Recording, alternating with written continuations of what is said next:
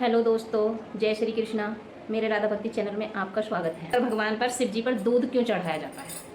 शिव जी पर हम दूध क्यों चढ़ाते हैं, घी क्यों चढ़ाते हैं, दही क्यों चढ़ाते हैं, इसके पीछे का ज्ञान हमें किसी को भी पता नहीं है। ऋषि ने कहा मुझे कुछ नहीं चाहिए। फिर से उस ऋषि ने दोबारा तपस्या की। फिर इंद्रदेव भगवान प्रकट हुए। फिर उन्होंने कहा बताओ आपको क्या चाहिए, वरदान मांगिए। ऋषि बोले मुझे कुछ नहीं चाहिए, मुझे कुछ नहीं चाहिए। लेकिन फिर देखिए, इसके पीछे का मैं ज्ञान बताती हूँ। एक बार किसी ऋषि ने हिमालय पर बैठकर ऐसी तपस्या की कि इंद्रदेव प्रकट होकर स्वयं बोले कि मांगो, क्या वरदान चाहिए। तपस्या की, फिर घोर तपस्या की। फिर इंद्रदेव ब्रह्मा जी प्रकट हुए। ब्रह्मा जी बोले कि मांगो, क्या वरदान चाहिए। ऋषि ने कहा मुझे कुछ नहीं चाहिए।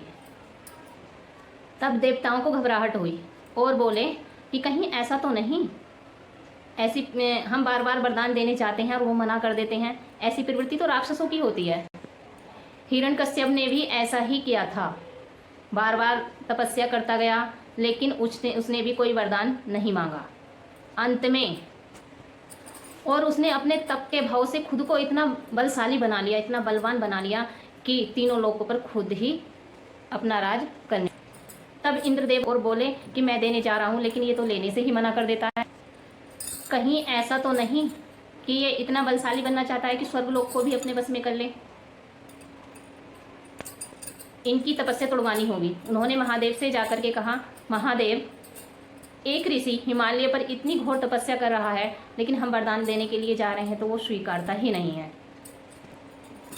आप कैसे भी करके इस ऋषि का जो तपस्या का स्थान है उसको आप जला दो। शंकर जी बोले अरे क्यों, आप ये काम मुझसे ही क्यों करवा रहे हैं। सभी देव बोले कामदेव परास्त हो गए, सभी देवता परास्त हो गए, इनकी तपस्या को कोई नहीं तोड़वा सका। शंकर जी बोले तपस्या ही क्यों छुड़वानी, करने दो। अरे नहीं, भगवान ये है इतना बलशाली हो जाएगा कि ये देवलोक को भी अपने बस में कर लेगा और हम सब इसके सामने इतने सूक्ष्म हो जाएंगे। आपको इसकी तपस्या तोड़वानी होगी। सभी देवताओं का आग्रह करने पर शंकर भोलेनाथ वहाँ गए और उस ऋषि की कुटिया जला दी। वो ऋषि तो वहाँ नहीं थे, वो तो गए थे वन, लेकिन उनका आश्रम था। शंकर भगवान ने उनका आश्रम ही जला दिया। जब वो ऋषि वन से आए तो अपने आश्रम की ये बुरी हालत देखकर गुस्से से, क्रोध से भावुक हो उठे और बोले कि उन्होंने गुस्से में श्राप दिया कि जिसने मेरे आश्रम की ये हालत की है उसकी भी यही हालत होगी।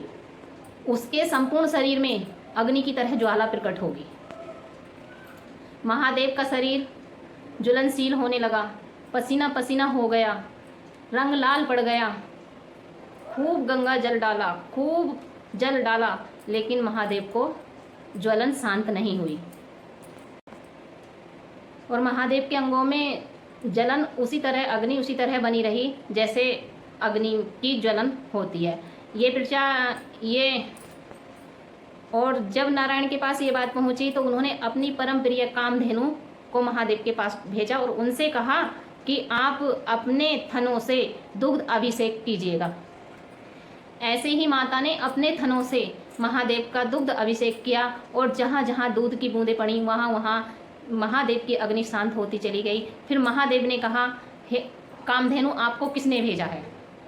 उन्होंने बताया महादेव आपके आराध्य है, जिससे आप अत्यधिक प्रेम करते हो।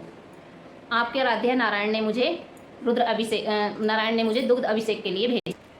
तब से महादेव ने ये नियम बना लिया कि मेरे आराध्य ने मुझे दुग्ध अभिषेक कराकर मुझको प्रसन्न किया है।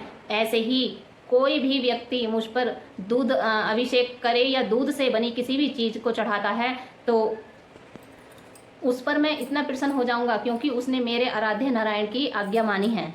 जो वह मांगेगा वह मिल जाएगा।